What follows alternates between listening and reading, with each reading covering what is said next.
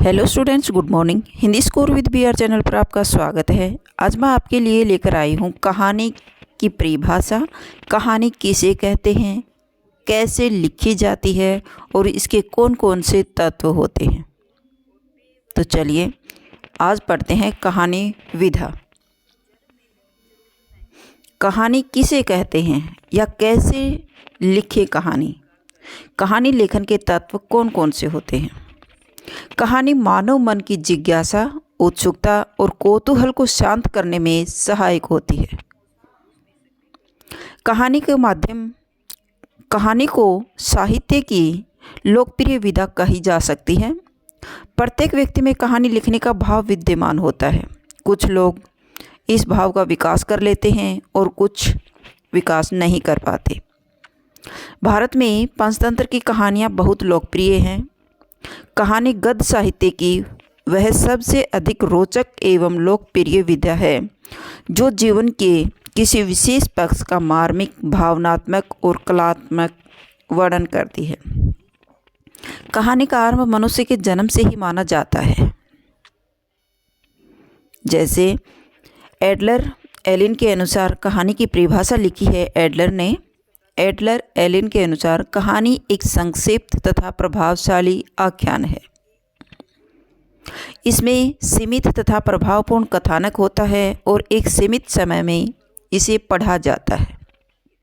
ये परिभाषा किसने दी? एडलर एलिन ने कहा भाई। सेकंड दी है मुंशी प्रेमचंद के अनुसार कहानी की परिभाषा है, गल्प एक ऐसी रचना है जिसमें जीवन के किसी एक अंग या किसी एक मनोभाव को प्रदर्शित करना ही लेखक का मुख्य उद्देश्य होता है। कहानी के जिसमें जीवन के किसी एक अंग या किसी एक मनोभाव को ही प्रदर्शित करना उसका मुख्य उद्देश्य है। उसके चरित्र, उसकी शैली तथा कथा विन्यास सब उस एक भाव को ही पोस्ट करते हैं। तो संक्षेप में कह सकते हैं कि किसी घटना, पात्र या समस्या का क्रमबद्ध ब्यौरा जिसमें परिवेश हो, द्वंद्वात्मकता हो, कथा का क्रमिक विकास हो, चरम उत्कर्ष का बिंदु हो, उसे कहानी कहा जाता है। अन्य शब्दों में हम कह सकते हैं कहानी में तथ्यता होनी चाहिए जिसका संबंध घटना से होता है। कहानी में एक तथ्यता होनी चाहिए जिसका संबंध घटना से होता है। घटना का स्थान अनुभूति भी ले सकती है। कहानी मनोरंजन करती है परंतु वह भावों को जागृत भी करती है। कहानी घटना प्रधान भी हो सकती है और चरित्र प्रधान भी हो सकती है। कहानी में तीव्रता और ताजगी होनी चाहिए। कहानी की भाषा सहज, सरल व बोधगम्य होनी चाहिए। कहानी के कथानक को 3 भागों में बांटा जाता है, आरंभ, मध्य और अंत।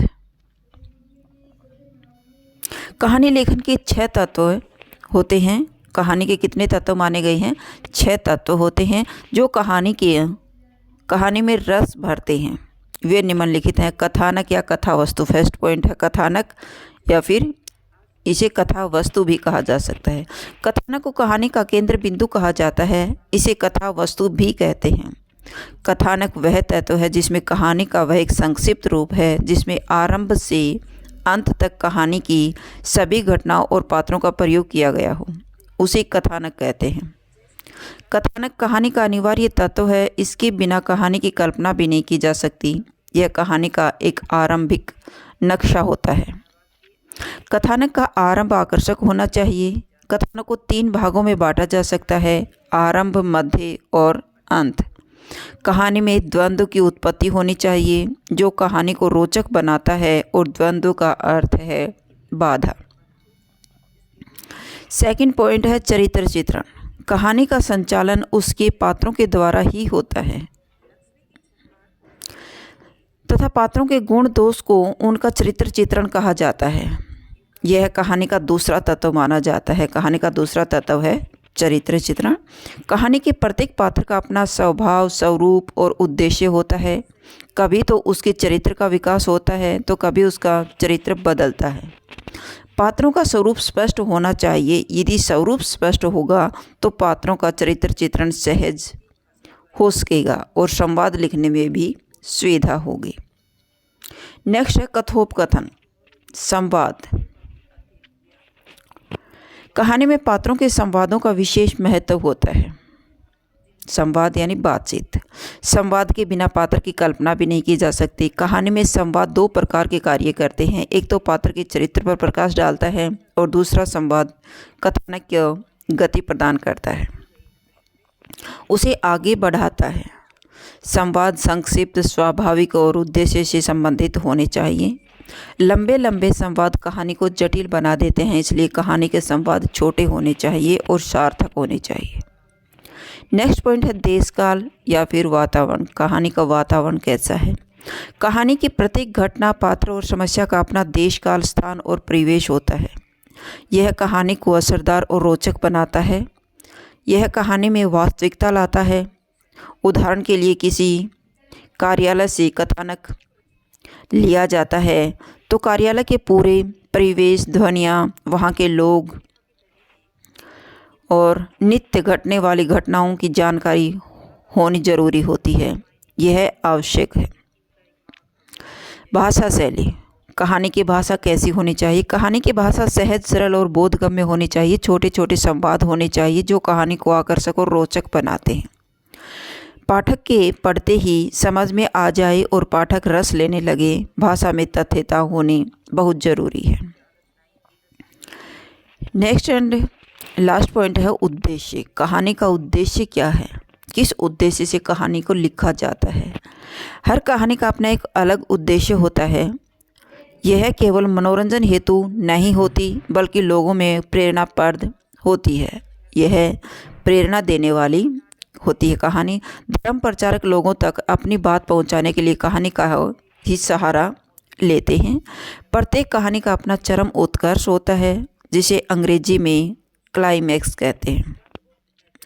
चरम उत्कर्ष भावों तथा पात्रों से जुड़ा होना चाहिए। अंत तक कहानी का निष्कर्ष लिखना बहुत ज़रूरी होता है। निष्कर्ष के बगैर कहानी कंप्लीट नहीं होती। अंत में कह सकते हैं कि कहानी संपूर्ण कथानक के इर्द गिर्द घूमती है और अंत में अपने उद्देश्य को पाने में और पाठक का मनोरंजन करने में सफल हो जाती है और इसी में बैठक पूरी हो जाती है। तो ये है आपकी कहानी कैसे लिखें, कहानी के तत्व कौन कौन से हैं, कौन सी इसमें विशेषताएं होती हैं। अगर आपको मेरी वीडियो अच्छी लगी हो तो प्लीज़ लाइक कीजिए, शेयर कीजिए और सब्सक्राइब करना न भूलें। फिर मिलते हैं नेक्स्ट वीडियो में। Bye bye.